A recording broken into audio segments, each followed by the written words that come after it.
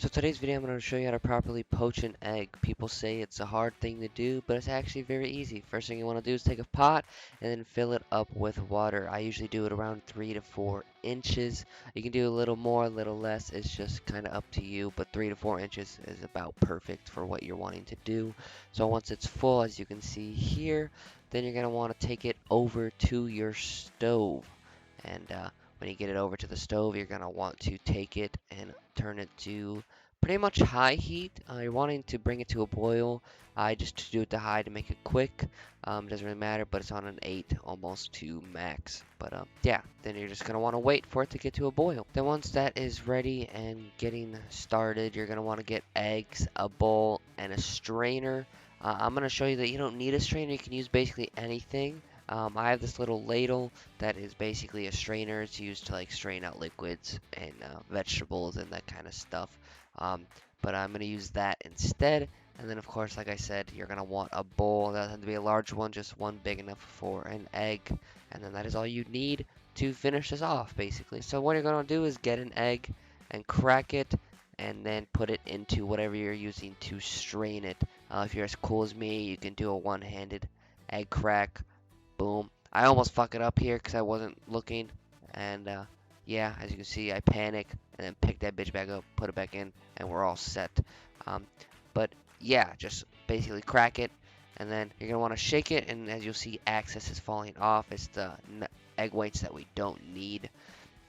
And then put it back into the bowl gently so it doesn't break, and this is what it should look like. It will look like this. It's all set, the egg whites are together, the yolk isn't broken, and it looks absolutely perfect. I forgot to mention you're going to want to add a little bit of vinegar to the water before you start boiling it, and then yeah, that's pretty much all set, and now it's time to poach an egg. So once it's time to poach an egg, turn it down to a simmer, so that's about a 2 for me on my stove, and then you're gonna want to make a vortex.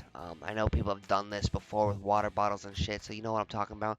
Take a spoon, spin it until it starts a tornado, and then once it is done, take the egg, drop it in the middle of the tornado, and it will start forming a shell around it. As you can see, all that excess white that you see don't worry about it, don't freak out, it's not a big deal. As you'll see in the next clip, it doesn't stay there. You can remove it with a spoon as it's cooking, but you're going to want to do this and cook it for exactly 3 minutes, no more, no less, and that is the perfect cooking time. So as you see, 3 minutes later, it is cooked. The white has came off, as you can see. I used the wrong spoon for this. I would use the same spoon to strain it so the water comes off easily, but I just dumped it, poured out all the water that I could, and put it on the plate, and that is what a perfectly poached egg looks like.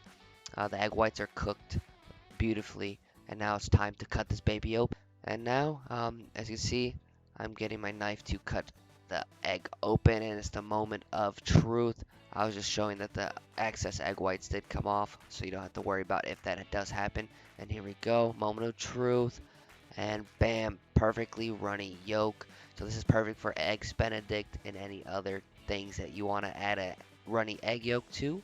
And yeah, it's not as hard as people say, and you shouldn't be discouraged. Go out there and poach some eggs and make some beautiful dishes.